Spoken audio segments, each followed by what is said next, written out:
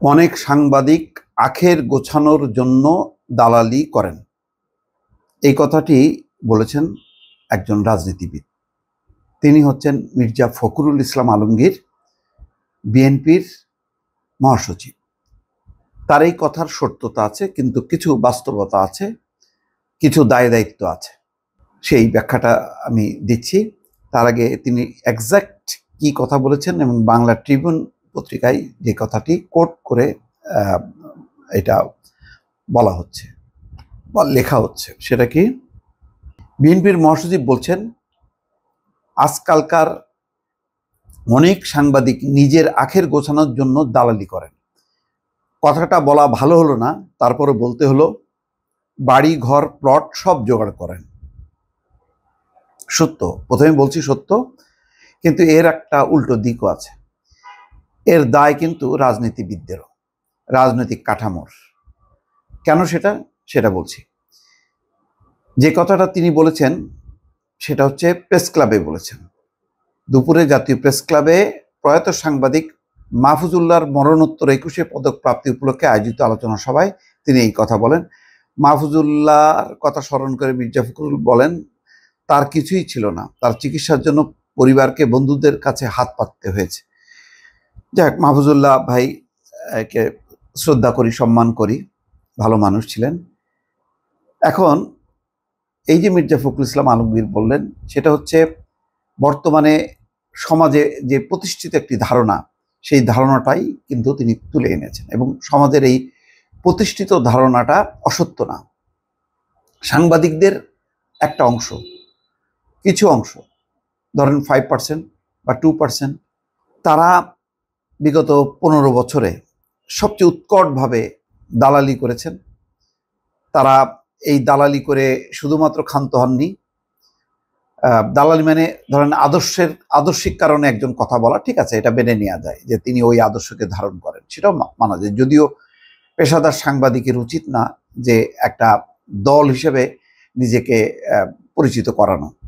তারপরেও যদি ধরি যে আদর্শিক কারণে তিনি বলছেন দলের নেতা কর্মীদের মতন, সেটাও মেনে নেওয়া যায়। কিন্তু এর পাশাপাশি যখন তিনি তার নিজের আখের গোছান, যখন দেখা যায় যে বিভিন্ন রকম তদবির, নানা রকম অপরাধমূলক ঘুষ, দুর্নীতি, এগুলো করে তিনি কোটি কোটি টাকার মালিক হচ্ছেন, তখন বোঝা যায় যে ওই যে দালালি করে তিনি তার আখের গোছাচ্ছেন। তাহলে মির্জা ফখরুল ইসলাম আলমগীরের এই বক্তব্য সঠিক। কিন্তু কথা হলো যে তিনি যেই প্রেমিজে দাঁড়িয়ে এই কথাটি বলছেন, ওই প্রেমিজে কিন্তু দুই ভাগে বিভক্ত। একটা হচ্ছে আওয়ামী লীগ আর একটা হচ্ছে বিএনপি। মির্জা ফখরুল ইসলাম আলমগীর এই কথাটি যখন বলেছেন, তখন তারও কিন্তু একটা দায় আছে। ভবিষ্যতে বা অতীতেও বিএনপি কিন্তু একটা দলবাজ সাংবাদিক তৈরি করার জন্য তাদের পৃষ্ঠপোষকতা করেছে। অর্থাৎ ওই যে সাংবাদিকদের মধ্যে ভাগাভাগি, একটা ভাগকে রিপ্রেজেন্ট করে বিএনপি আর একটা ভাগকে রিপ্রেজেন্ট করে আওয়ামী লীগ। এখন মির্জা ফখরুল ইসলাম আলমগীর যখন বললেনই, তাহলে এইরকম দালাল সাংবাদিক যাতে তৈরি না হয়, সেই কারণে মির্জা ফখরুল ইসলাম আলমগীর তিনি বা তার দলকে দায়িত্ব নিতে হবে। অর্থাৎ কোনোভাবেই এই ধরনের দলীয় সাংবাদিকদের পৃষ্ঠপোষকতা করা যাবে না, তাদেরকে মুক্ত রাখতে হবে। তারা তাদের মতন করে স্বাধীনভাবে সাংবাদিকতা করবে, সেটাকে উৎসাহ দিতে হবে। সাংবাদিকদের নির্বাচন, সাংবাদিকদের সম্মেলন, এই সবগুলোতে আর্থিক সহায়তা দেয়া, পৃষ্ঠপোষকতা করা, দলীয় কর্মীর মতন তাদেরকে ডাক দেওয়া, তাদের সঙ্গে বৈঠক করা, এই জায়গা থেকে বের হয়ে আসতে হবে। তাহলে রাজনৈতিক দল হিসেবে যদি একটা বড় দায়িত্ব পালন করে, তাহলে কিন্তু সাংবাদিকরা আস্তে আস্তে বুঝবে যে না ভাই, এই দল তো মানে এটা চায় না যে আমরা বিএনপি হই। আমরা একটা আদর্শিক আমাদের চেতনা থাকবে। সেই আদর্শ আওয়ামী লীগের আদর্শ হইতে পারে, বিএনপির আদর্শ হইতে পারে, ভালো, কিন্তু যখন সাংবাদিকতা করব তখন তো আমি বস্তুনিষ্ঠ হইতে হবে। কিন্তু যদি আমি সাংবাদিক হিসেবে দলবাজ হয়ে যাই, এবং সাংবাদিক হিসেবে যখন আমি নানা রকম স্বার্থ, আর্থিক বিষয়, সম্পত্তির মধ্যে ঢুকে যাব, তখন তো আমি আর সাংবাদিক হিসেবে থাকবো না, কিন্তু নামটা তো থাকবে ঠিকই সাংবাদিক। ওই নাম দিয়ে তো আমি এই অপকর্মগুলো করব। ফলে রাজনৈতিক দল হিসেবে মির্জা ফখরুল ইসলাম আলমগীর অত্যন্ত সত্য কথা বলেছেন, সঠিক কথা বলেছেন।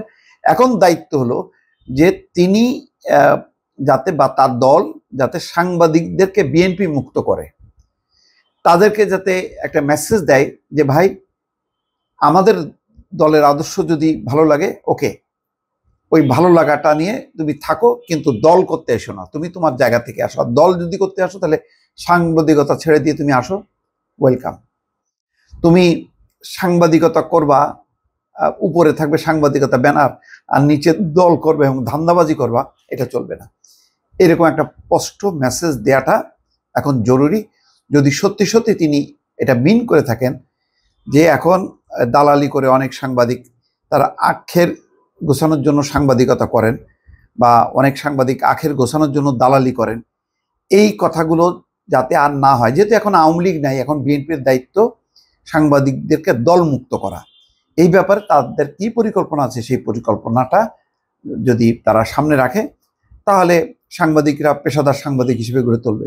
আবার সাংবাদিকদেরও একটা বড় দায়িত্ব হয়ে গেল, রাজনীতিবিদদের কাছ থেকে এই ধরনের কথা শোনাটা তাদের জন্য নিঃসন্দেহে একটা অপমানজনক।